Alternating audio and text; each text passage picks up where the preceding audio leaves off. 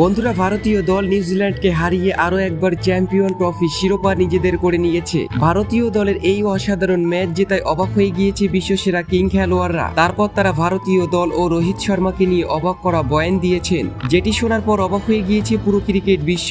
ভারতীয় দলকে নিয়ে কে কি বলেছেন দেখাবো তাদের সেই অবাক করা বয়ানের সম্পূর্ণ ভিডিও। তবে তার আগে আপনাদের কি মনে হয় এই চ্যাম্পিয়ন ট্রফি জেতানোর সব থেকে বেশি হাত কার ছিল? নিচে কমেন্ট করে আমাদের জানাতে ভুলবেন না। টসে জিতে প্রথমে ব্যাট করতে এসে নিউজিল্যান্ড দলে দুই ওপেনার শুরুটা দারুণ করেছিল। পাওয়ার প্লের ভিতরেই তারা 69 রান করেছিল।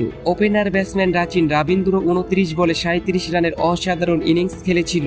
এমনকি উইলি ইয়াং 23 বলে 15 রান করে যায়। পাওয়ার প্লের ভিতরেই আরো একবার প্রথম উইকেটটি তুলে নেন বরুণ চক্রবর্তী। প্রথম বলেই রাচিন রবীন্দ্রকে প্যাভিলিয়নে পাঠান কুলদীপ যাদব। এরপর গত ম্যাচে অসাধারণ ছন্দে থাকা উইলিয়ামসনকে প্যাভিলিয়নে ফেরায় কুলদীপ যাদব। দ্রুত 3টি উইকেট হারিয়ে ব্যাকফুটে চলে যায় নিউজিল্যান্ডের হয়ে একদিকে ঢাল হয়ে দাঁড়িয়েছিল ড্যারি মিচেল। ব্যাট করতে আসা টম ল্যাথাম 30 বলে 14 রান করে আরো একবার রবীন্দ্র জাদেজার শিকার হলেন। গেলেন ফিলিপস 52 বলে 2টি 4 ও একটি ছক্কার বিনিময়ে 34 রানের ইনিংস খেলেছিল। শেষের দিকে ব্যাট করতে নেমে মাইকেল ব্রেসওয়েল ভালো ব্যাট করেছিল। 40 বলে 3টি 4 ও 2টি ছক্কার বিনিময়ে 53 রান করেন মাইকেল ব্রেসওয়েল। দলের হয়ে সর্বাধিক 101 বলে 3টি 4-এর বিনিময়ে 63 রান করেন তিনি। নির্ধারিত 50 ওভারে 7টি উইকেট হারিয়ে 251 রান করেছিল নিউজিল্যান্ড। এই রান তাড়া করতে নেমে ক্যাপ্টেন রোহিত শর্মা টি-20-র মতো ব্যাট করছিল। আজকের ম্যাচে মাত্র 41 বলে নিজের অর্ধশত রান পূরণ করে নেন তিনি। একটিও উইকেট না হারিয়ে 18 ওভারে 103 রান করে ভারতীয় দল। আজকের ম্যাচে শুভমান গিল 31 রান করে প্যাভিলিয়নে ফিরে যায়। আজকের মেগা ফাইনাল ম্যাচে ব্যর্থ হয়েছেন বিরাট কোহলি। 3 বল খেলে 1 রান করে তিনিও প্যাভিলিয়নে ফিরে যান।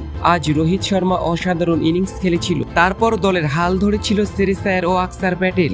মাথা ঠান্ডা রেখে তারা সামনের দিকে এগিয়ে যাচ্ছিল। আজকের ম্যাচটা অনেক রোমাঞ্চকর হয়ে উঠেছিল। ভারতীয় দলের শুরুটা দেখে মনে হচ্ছিল এই রান 30 ওভারে চেস করে ফেলবে, কিন্তু নিউজিল্যান্ড দল অসাধারণভাবে কামব্যাক করেছিল। 48 রানে শ্রেয়স আয়ারের উইকেট হারিয়ে ফেলে ভারতীয় দল। আর এই ম্যাচটি জেতার জন্য তখন 68 বলে 69 রান প্রয়োজন ছিল। আর এই রোমাঞ্চকর ম্যাচটি ভারতীয় দল দুর্দান্তভাবে জয় করে নেয়। বন্ধুরা, এই ম্যাচ জেতার পর সর্বপ্রথম সচিন তেন্ডুলকর ভারতীয় দলকে নিয়ে অবাক করা বয়ান দিয়েছেন। তিনি তার বয়ানে বলেছেন, আজকের ম্যাচটা আমি যদি না দেখতাম তাহলে অনেক কিছু মিস করতাম। রোহিত শর্মার ব্যাটিং দেখে আমি অনেক বেশি খুশি হয়েছি। ক্যাপ্টেন একেই বলে যেখানে সবাই ব্যর্থ হয়েছে সেখানে তিনি নিজেকে প্রমাণ করেছেন। শুধু প্রমাণ করেনি, তারই জন্য ভারতীয় দল এই ম্যাচটি জয় করতে পেরেছে। আমি আমার মন থেকে অভিনন্দন জানাই ক্যাপ্টেন রোহিত শর্মাকে। ভারতীয় দলের সকল খেলোয়াড়দের জন্য এই ম্যাচটা তারা জয় করতে পেরেছে। তারা অসাধারণ পারফরমেন্স করেছে। নিউজিল্যান্ডকে হারানোর জন্য তারা কঠোর পরিশ্রম করেছে। তারা যদি এমনভাবে ম্যাচ খেলে তাহলে তাদেরকে কেউ হারাতে পারবে না।